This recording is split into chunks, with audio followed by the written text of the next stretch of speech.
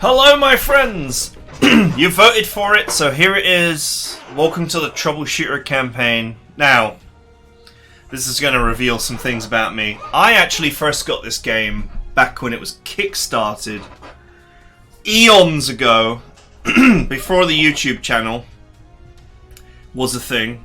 I played this game. I named my company Bottle Tech. There's some insight into my personality. Actually, this used to be a name of a clan from the MechWarrior 3 days when I used to play that with other people.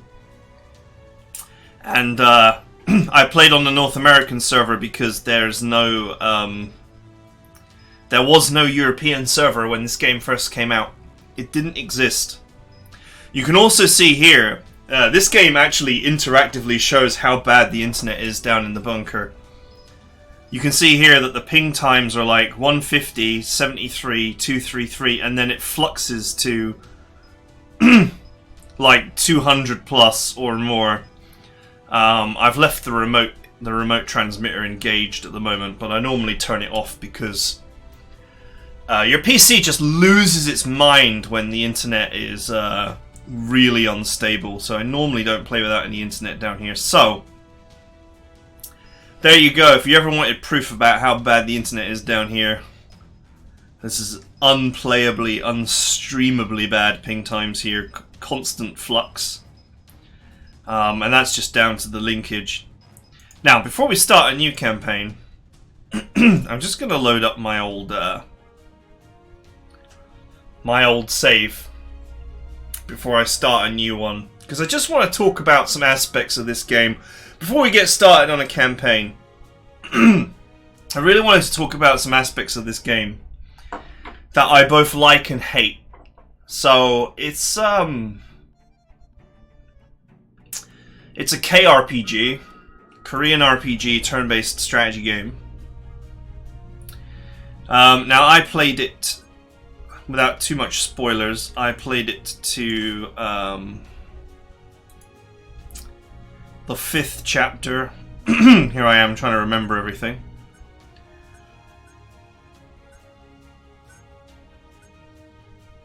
I was pretty sure that it was in the quest log, but I guess not.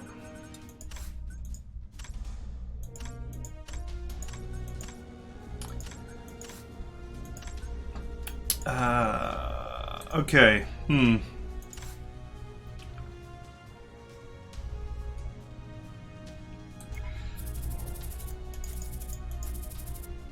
Okay, well, anyway. It might be the mission selection screen, actually. In which case I actually need to move.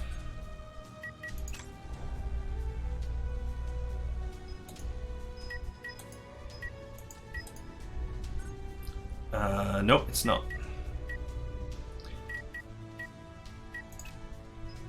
Man, it's been so long since I played this. Okay. So I played to chapter 5, which I don't know how many chapters there are in this game, but when it first came out, there was only like the first chapter, and then like a year later the second, and then a year after that the third, and then a year after that. I mean, this game has been out for like I want to say it's like 8 years or something now. And there's a lot of complexity to it, and some of it is really unnecessary. So you can see here I've played the game almost entirely on cruel difficulty. Just going to show that I'm an unchanging monolith when it comes to punishment, even before YouTube was a thing. But because this is like a KRPG game, it is possible to take on missions that are way too hard for you. What I mean by that is, if you go to mission control, you'll see that missions are grouped by their level, and the levels can get well in excess of whatever your level is. So it's just something to keep in mind. You can definitely push the difficulty through the ceiling if you wish to. So one thing that I really wanted to talk about, for some reason my voice is already dying, is how characters operate. Now, some of it makes perfect sense and is relatively easy to deal with. As in, you have a class, the highest level each class goes to is 16, I think 14 for the base class. You just level up through all the classes and that's it. So that's nothing too exciting. But the game also has a system where, and you've got equipment, but that's nothing unusual either. But you have this thing called the mastery board. And it's both a great and terrible system. Because how it works is you equip, say for example, body training. And it gives you 10 HP for every character level. So you equip little buffs. They sort of behave like equipment. And they go in different slots. So here in ability I have some space. So for example I have I don't have any of these masteries available. So they're like items. But anyway, I've got 2 spaces and like 6 points to spend. So I could, for example, put recharge in here. Or mass extraction. I can't equip these ones because I've already got them equipped. I think magic acceleration is the only one I don't have equipped. Now, if I want to equip magic acceleration, and because I don't have one, you have to make one. And if you want to make one, you need a base material and some other materials. Now here I need the base material Magic Bash, which I also don't have. So now I've got to make Magic Bash, which doesn't require a base material. So I can spend, say, I've got 21 copies of Concentrated Fire, so I can use Concentrated Fire to make Magic Bash. For some reason it says research, but you're kind of like building them. Okay, so I've made Magic Bash and it made me wait for it. I'm gonna make 2 because I haven't got any.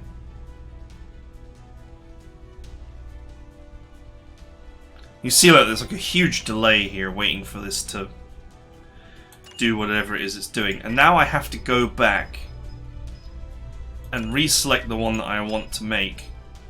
Now I have Magic Bash available and I need 4 points to build it. And I can use any of these. So this grey one I can use, so I've got like 18 of these and 15 of these and like 15 of these. This is worth 3 points, so I can just add this to get 3 points, which gives me 4. So you're basically sort of spending these like currency to build other ones. Okay, so now I'm going to build Magic Acceleration, which I don't have on my old save game. Okay, so now I have a copy of Magic Acceleration. It costs 2 points to equip, so I can equip it. Gives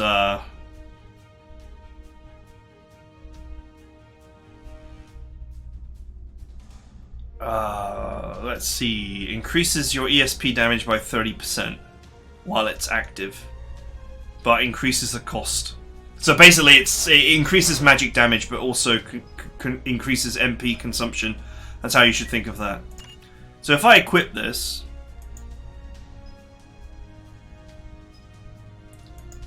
well, go on then.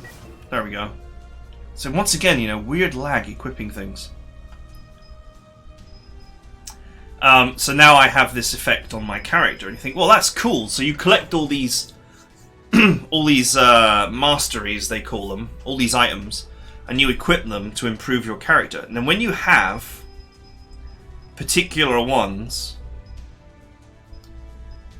then if you have four pieces of a certain mastery, then you get an additional bonus. But the thing is, the game does not tell you what any of the mastery sets are or what the missing pieces are unless you've built them before.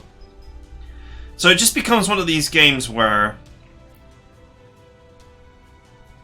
you end up needing to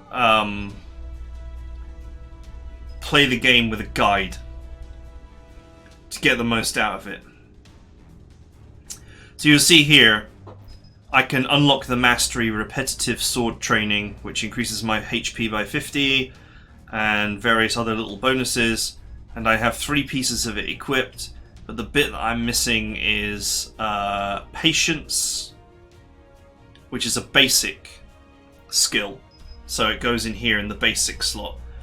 Now you can see here that I do not have any spare spaces, so I would have to unequip something. The ones with stars are used in combos. So for example, I could remove extreme speed eventually. And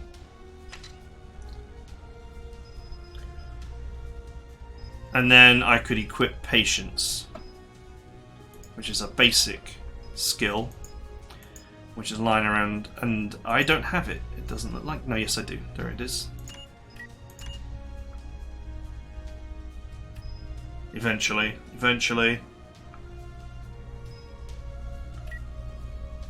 Any minute now.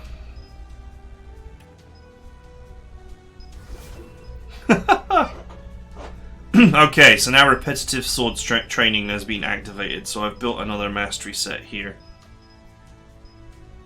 You can see that this one here is missing concentrated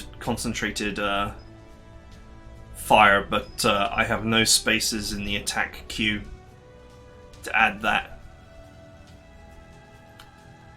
So, my point is, it doesn't give you the information that you need to build good characters. You basically have to have a manual open next to you if you want to build a good character, or a guide, I should say, with all of the combinations in. Because some of the combinations are amazing, or some of them are vital for certain builds. Like this one, retaliation. When dodging attack, counterattack always hits the target, and counterattack always lands critical strike when attacked. One of the best ways to build this character is to build him for counterattacks. In which case, this becomes absolutely vital. And undefeated combos very well with it. But yeah, it's a bit of a pain because you have to spend ages collecting all of these masteries. And it's really difficult to know, you know, how and where and when you can build various combinations, because there's just no... There's no index in the game of what all the combos are. You have to go to someone's Steam guide and find out, which is a total pain. And also, all of your characters have got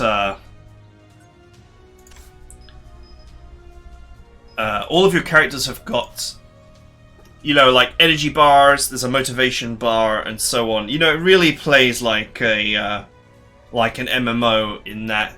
If you play too much, your characters get tired, and then you gain experience more slowly, and all this kind of stuff. Kind of things that I find really off-putting in a game. But it is a really good game.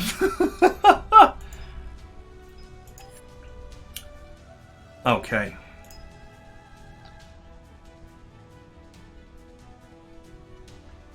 Let's start a fresh campaign.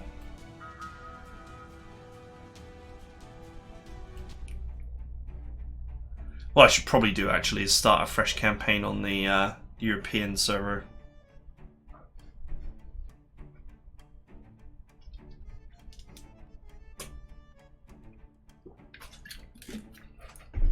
There is an offline mode, but you miss out on loads of free bonuses if you play offline, which is also really irritating. So if you're looking forward to a a carefully curated single player experience, this is not going to be it.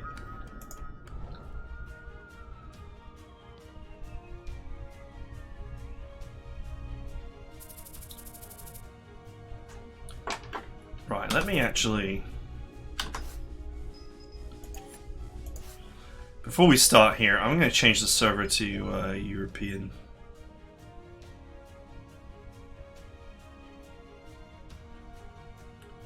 Be interesting if that deleted my old save game.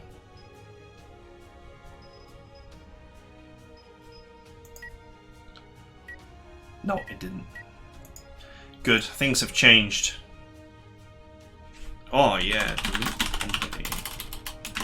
Good, it's actually preventing you from losing all your progress here, so that's improved considerably since this game came out. The weird omega lag every time you do something still floating around though. Although that might partially be because of the absolutely diabolical internet down here.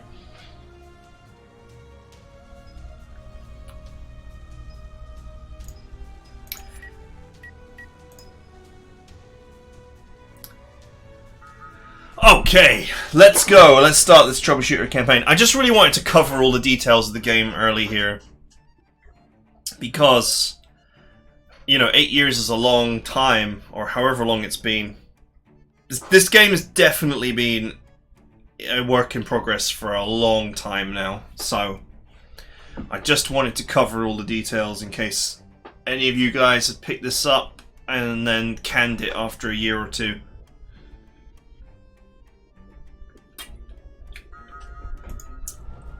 Also, the translation used to be absolutely diabolical.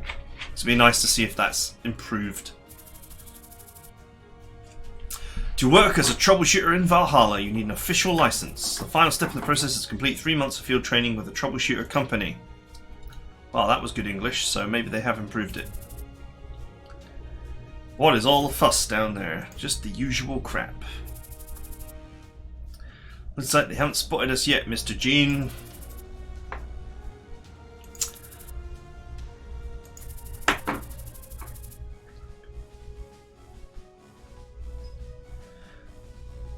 84% of players pick this choice.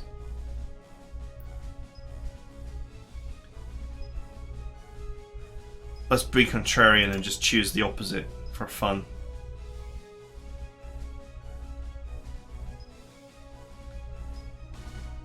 I think these lag spikes are actually caused by my poor internet, potentially. So you can see that there is like internet integration for a lot of what happens in the game. This is partially why I didn't want to do this game, is because it requires a live internet connection to work.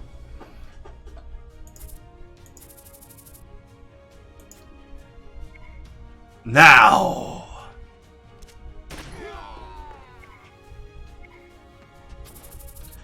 Damn it, it's the enemy!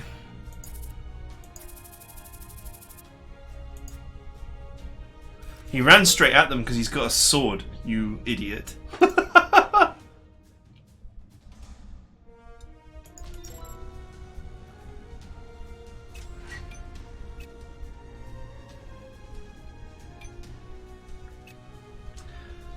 Right.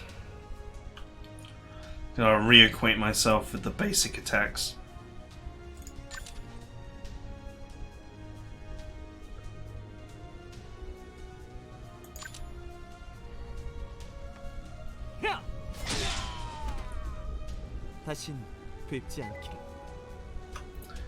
Okay. By the way, they're gonna speak in Korean because there's no English dub for this. Just in case you were wondering.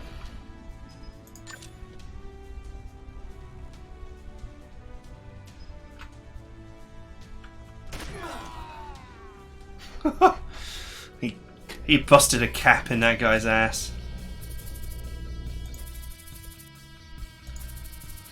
Aren't you a wind user? Don't you have any ranged attacks?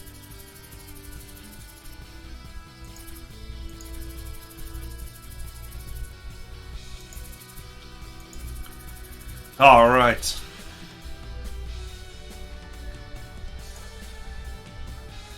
This blimp of an idiot is actually just not... He's just really unlikable, but you don't have to deal with him for long. A lot of our boys got wasted by those guys. If it weren't for those Arwol jerks.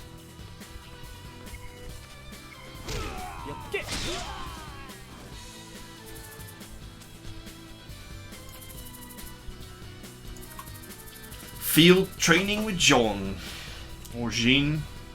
Very much doubt it's Jean.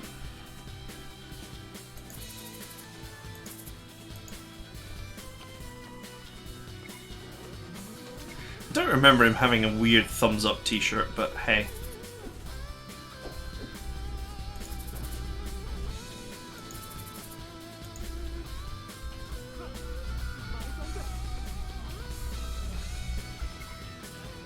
Running in the 90s. This blimp is not fit.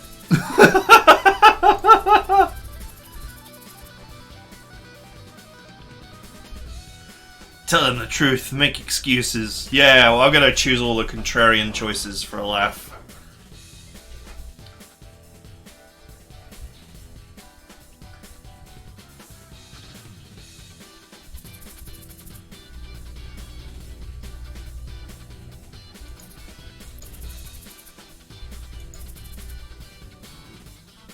The guilty conscience mastery.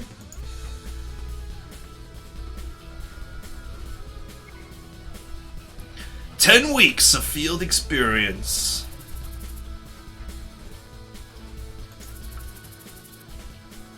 Just tell me how much I'm getting paid."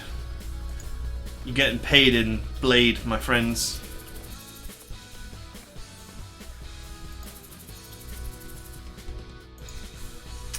The stress of the training is wearing Albus out.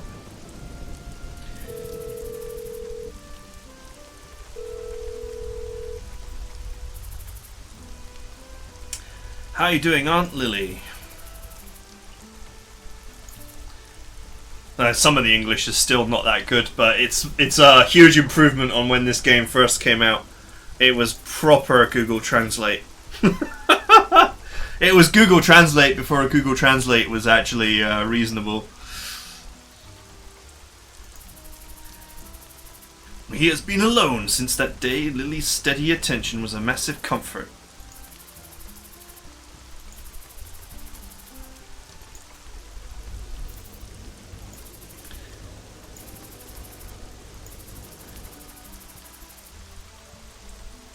He couldn't understand why his aunt wouldn't meet up with him. Regardless, she always gave Albus her full support. It's because she can't be bothered with you. You're just a pain in the ass.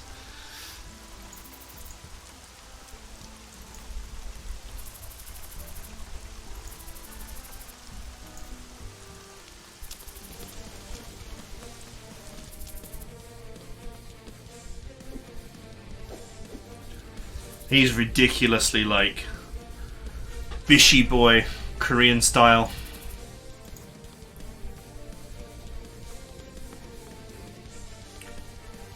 Reminds me of Liner, actually. Look at this guy!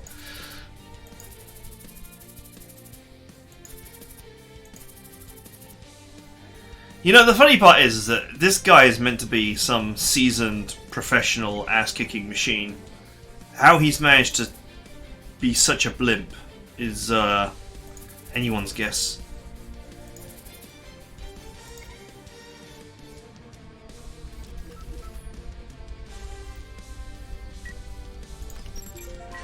Okay. We have police support.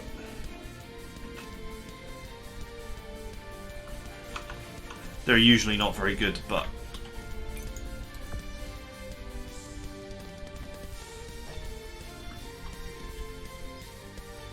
Now, it's a time-based system.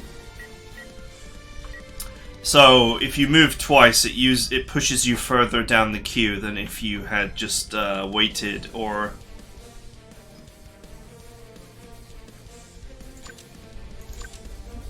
Doing a standby is sort of the best way to conserve your turn order. if you're just moving. Doesn't mean that you shouldn't make a long move if you really need to.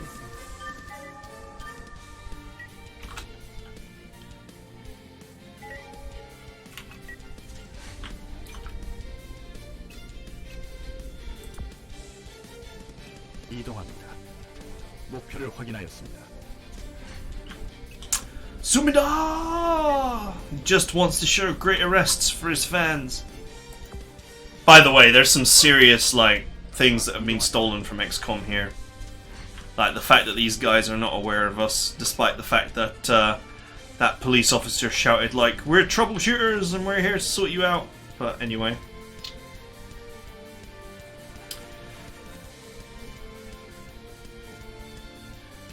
12 attack range.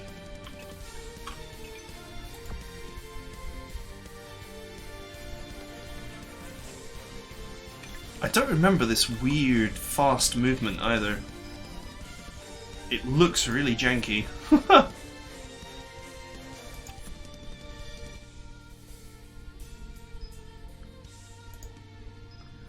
Okay, let's kill the FPS limit, shall we? Gameplay.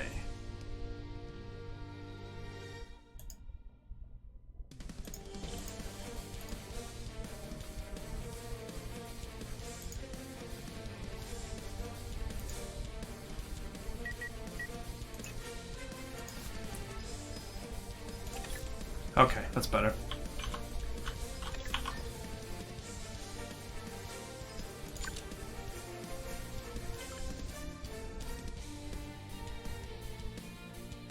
Ah, these lag spikes are really bad.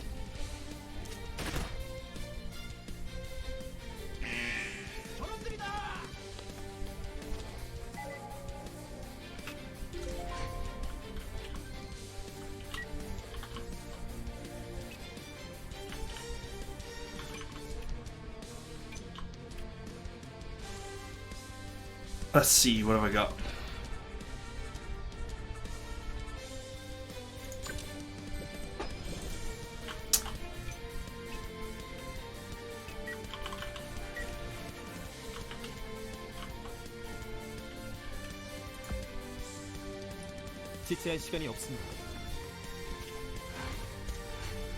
Okay, there is some subtitles for them now.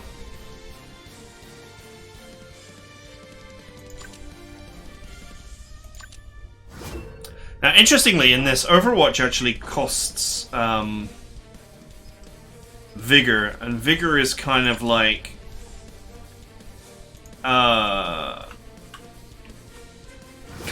MP that you use to cast the skills. So you can't just sit there and Overwatch non-stop, because eventually you're going to have to recharge your Vigor, which is going to suck for you, basically. Because it costs 100 turn action to recharge Vigor. Man, these guys were dodging everything today.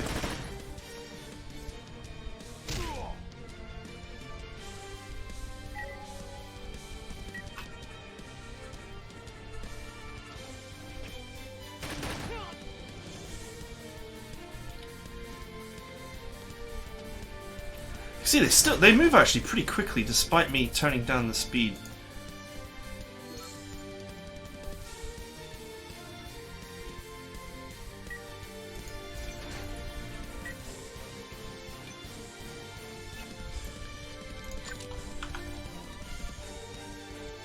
Right, let's go ahead and bash this guy.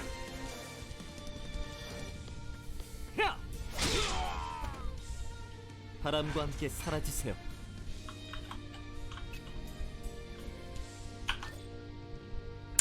Now, the police have got this move called Check Fire, which costs a fair bit more to do, but it pushes enemies down the turn order and does a bit more damage.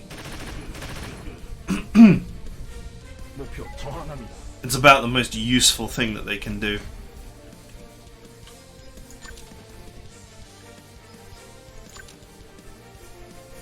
You can see here, this guy is being pushed down the turn order. 제거하였습니다.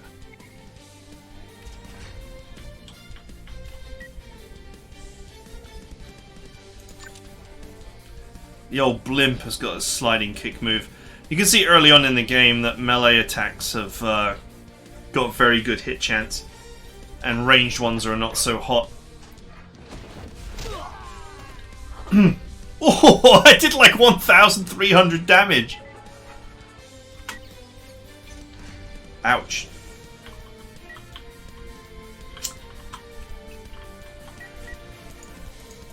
제가 가겠습니다.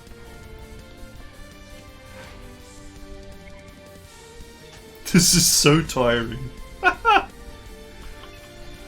So yeah, you can see here that Vigor Restoration has a cast delay of 100. So you're literally being slammed down the turn order if you do it. But during a quiet period where there's no enemies on your case, that's an ideal moment to do it. 전진합니다. Because once your vigor runs out, you can't do anything. So if it runs out at just the right moment, you can be in big trouble. But you know, this is an RPG, so more than, you know, even though it really looks like it's got the whole XCOM thing going on, levels and equipment matter more than anything else. So don't get the weird idea into your head that, you know, superior tactical play is going to get you through this game when you're underleveled or under geared. It is very much a game of gear and levels. So you see here, we have turn delays of like 100, 156. These are massive delays. So attacking now would be really stupid, because we would be waiting for eons for these guys to get their turns.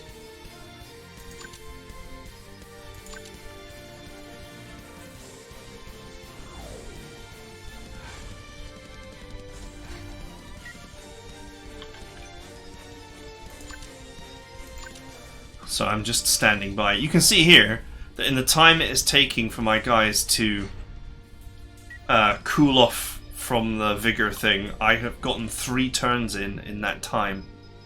That is a huge amount of turns. In fact, I'll get 4 turns in that time. So we want to go right after these two have taken their move, which is going to be now.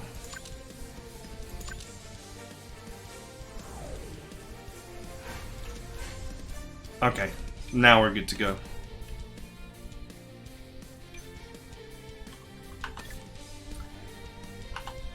Go!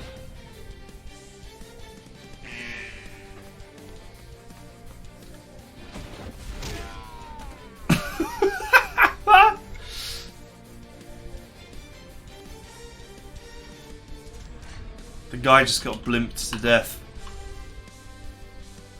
목표 제압하겠다. 목표 제거하였습니다. Alright, the old police goon managed to get one.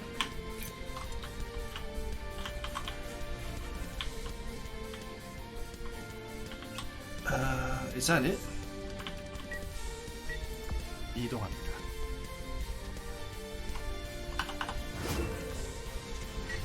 You also have grenades, medkits, like everything that you would expect to find in XCOM has been judiciously liberated for this game.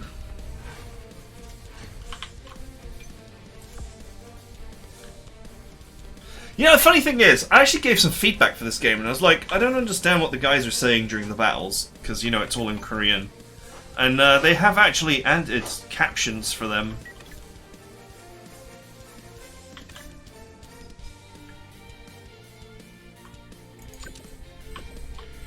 So one good way to start a battle with hard enemies, not that these guys are hard, but just for demonstration's sake,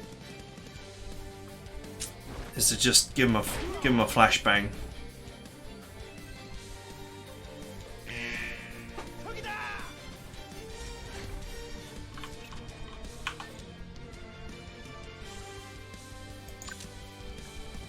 Let's go.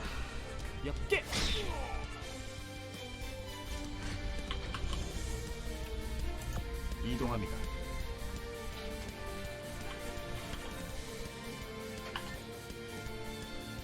So you see here, this move is going to allow me to push this guy down the turn order.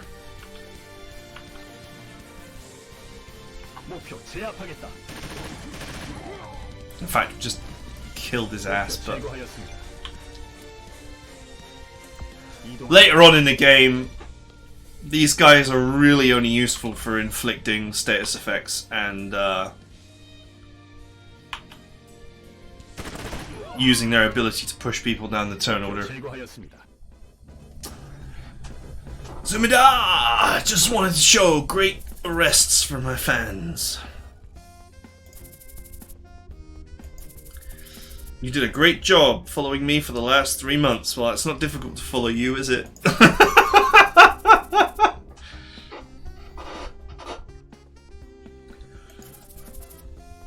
It certainly was. I'll always remember it. Feel free to let your complaints out. Really?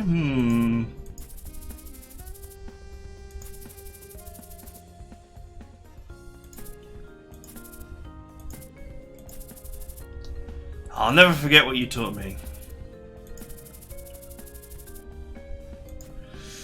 He's a smart enough boy to know to keep his mouth shut.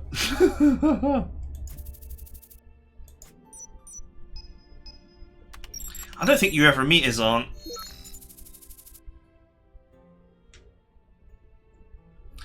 Bernstein! Apparently is his surname.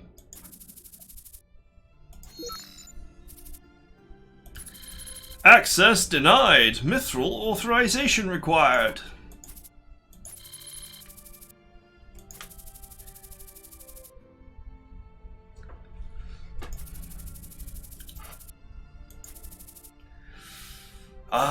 He thought becoming a troubleshooter would give him his answers. Now he just has to become mithril.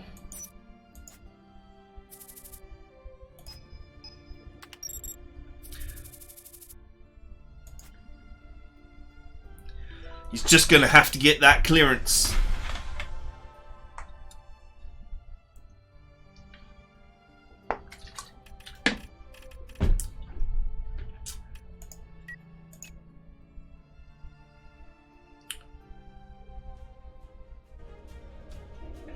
Alright. Hopefully this game doesn't run too badly because of my internet connection down here, but it is what it is. Oh, there's some extra ones. What should we call the company name?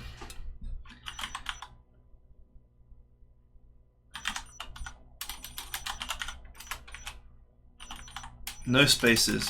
Patron vote made me. Hey, the name could be used.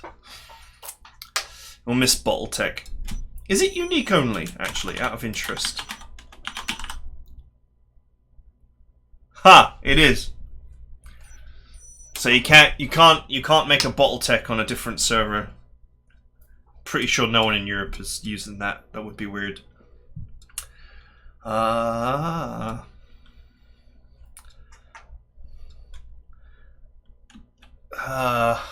Yeah, whatever. Patreon made me do it.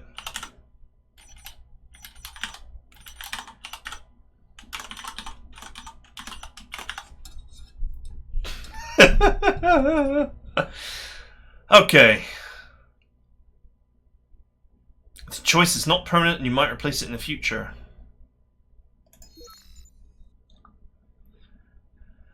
Increases rewarded VIL by 50%. That's the money, by the way. Increases the chance of acquiring masteries by 50%. This is the one that I went for when I first played, and it's probably still the best.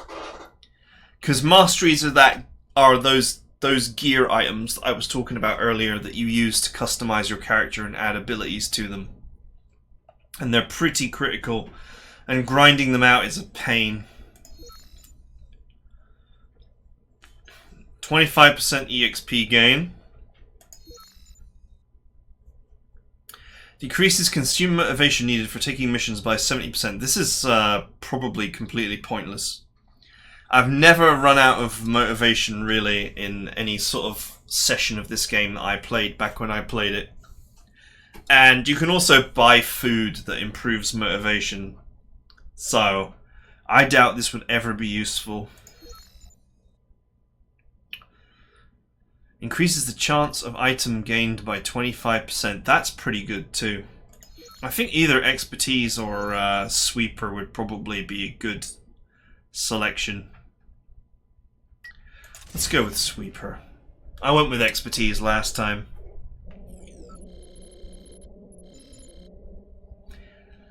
This kid weighs 68 kilos.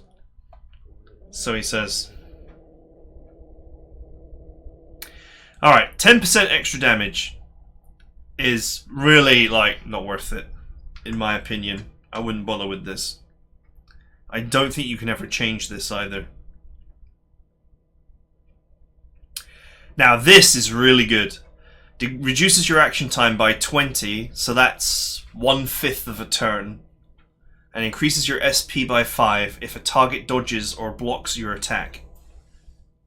And what that does is it means that in those moments where you actually miss, you get your next turn much quicker. So that really, this is my Iron Man player opinion bleeding through, but that effectively means that, you know, if you're relying on killing an enemy and they block it or they dodge it, you will get your opportunity to attack them again faster. And interestingly, depending on the block or a dodge, you may still do damage through a dodge or a block, depending on how it works out. It would just be greatly reduced damage. On a dodge, you usually do no damage, but it is possible to push damage through on a dodge. But on a block, I think a block is like half damage by default. So potentially, you can have an enemy block you, you can actually put a lot of hurt onto them, and then actually speed up your next turn at the same time. I don't remember this one being here.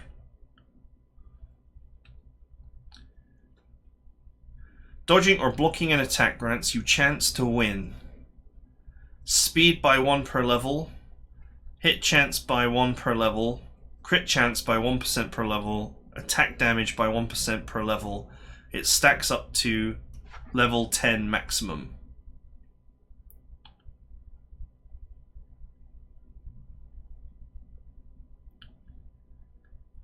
So basically, if you dodge or block an attack, you will gain 10 speed, 10% hit chance, 10% crit chance, and 10% attack damage for 3 turns. Which is, no wonder I don't remember this, it's really bad. So, I would go with responsibility here.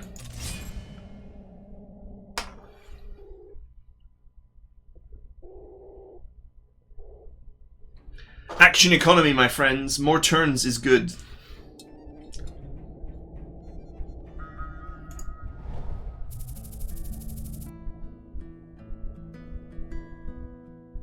Okay, I don't remember this having a 3D model.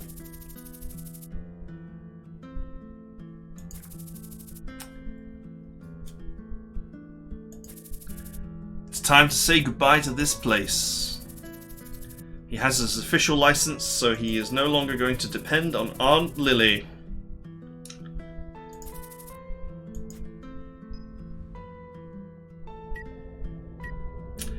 Okay, I'm going to call it here because this is 45 minutes in. So, there was just a lot of things I wanted to get off my chest in the first episode about the game. But we'll definitely, because I believe the game's story is finished now. So we'll definitely go through the whole game and complete the whole story. It may require me to grind in between episodes, potentially. We'll see how it works out. I don't want to grind too much and take all the joy out of the game. So it was here all along. I thought the options menu was here, but never mind. Just more plot.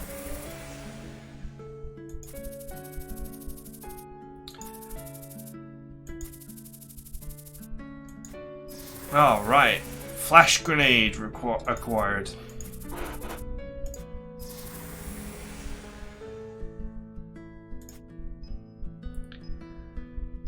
Okay, we're gonna like get a million things here. Inventory's been activated at long last.